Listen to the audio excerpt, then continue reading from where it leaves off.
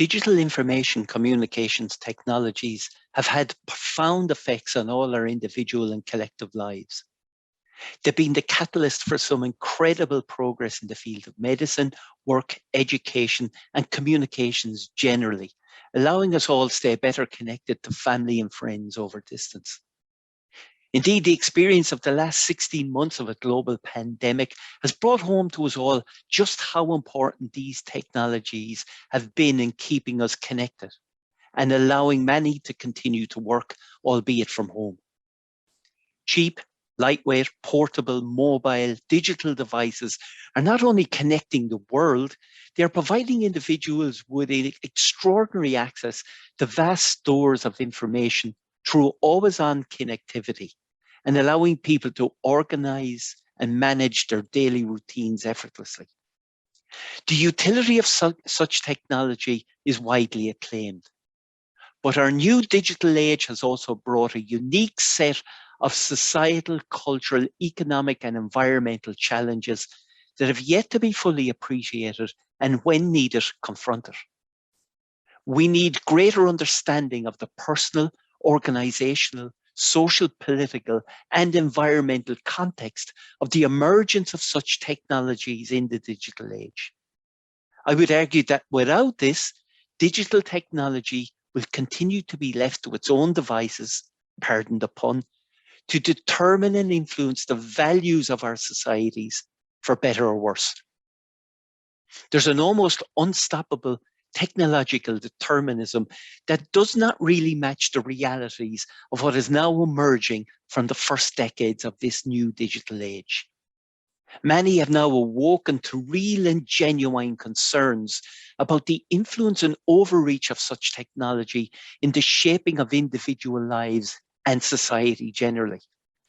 One of these areas of concern with respect to a fairer society are the digital divides now evident in aspects of the design, development, implementation, and adoption of digital technologies in the 21st century. For some demographic groups and people living in different regions, the universal nature of digital technologies and their widespread acceptance as critical to a new way of life is separating them more from the world around them and diminishing their ability to remain active participants in society. In many parts of the global south, for example, digital connectivity remains a fairly remote aspiration in the absence of clean water, food to survive, energy and security for many individuals and their families. Even in more developed countries, a digital divide remains a daily reality for people living in some remote, rural, or isolated areas of their own countries. There's also a significant cohort of our fellow citizens who remain marginalized in society, and our headlong rush into the digital age is driving a further wedge between the haves and the have-nots in society. Those with the means and the digital capabilities to take full advantage of this new world, and those whom we choose to leave behind. An issue of growing concern is the gender dimension and the fact that for many women, the tech sector can be a hostile and unwelcoming place to work and build a career. Diversity is crucial to the development of digital technology as it helps to create better and safer products that take everyone into consideration, not just one section of society. Despite the increasing demand for digital professionals with technical backgrounds and the positive employment trends of the sector generally, women remain wholly underrepresented in software engineering and computer science related jobs. It unfortunately gets even more dispiriting for women of color, who only make up a small percentage of entry-level positions. Once working in the tech sector, those few women employed find it difficult to rise through their organizations to higher positions or to management level. Other digital inequalities are also evident. The profile of many of the leading luminaries in the tech sector, with a few notable exceptions, is predominantly white male, young to middle-aged, and American or American leaning. The gender and ethnic misbalance between those at the top of the tech industry and the users of their actual products is often stark. The main reason we should be concerned about this lack of diversity in the sector is that digital technology is not value neutral.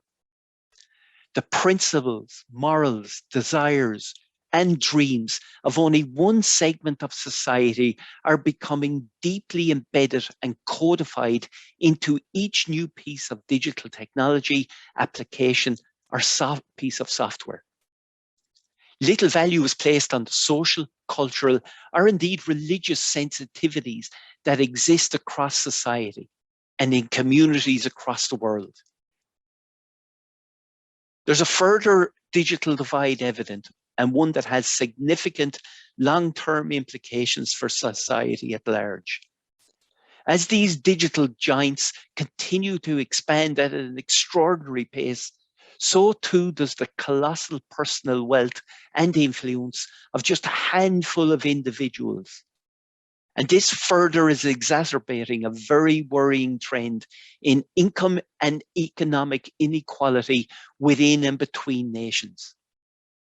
As the personal wealth of Amazon's Jeff Bezos, for example, swells beyond comprehension, his organization continues a relentless drive to undervalue the efforts of its workforce and their determination to win better paying conditions through collective bargaining.